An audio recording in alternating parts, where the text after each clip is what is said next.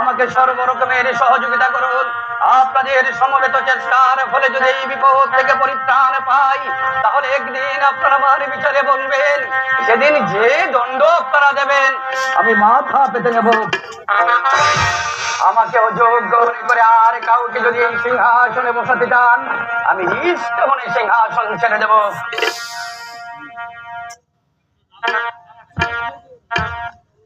জাফর আলী খান, আপনি শুধু সিপাহসালার নন, আপনি আমার পরমাত্মীয়।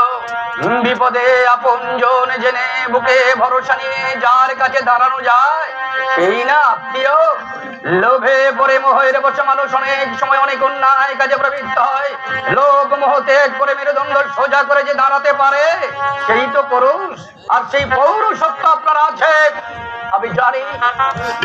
রাজারাজ বল্লভ, ভাগ্যবান জগৎ শেঠ, শক্তিমান রায় দুর্লভ। এই বাংলা হিন্দুর নয়, এই বাংলা শুধু মুসলমানের নয়, মিলিত হিন্দু মুসলমানের মাতৃভূমি। দোলবাগে বাংলা। অপরাধ যা করেছি মিলিত হিন্দু মুসলমানের কাছেই করেছি, আঘাত যা পেয়েছি তাও মিলিত হিন্দু মুসলমানের কাছেই করেছি। পক্ষপাতিত্বের অপরাধে আমরা কেউ অপরাধী নই। সুতরাং আমি মুসলমান বলে আমার প্রতি আপনারা বিরূপ হবেন না।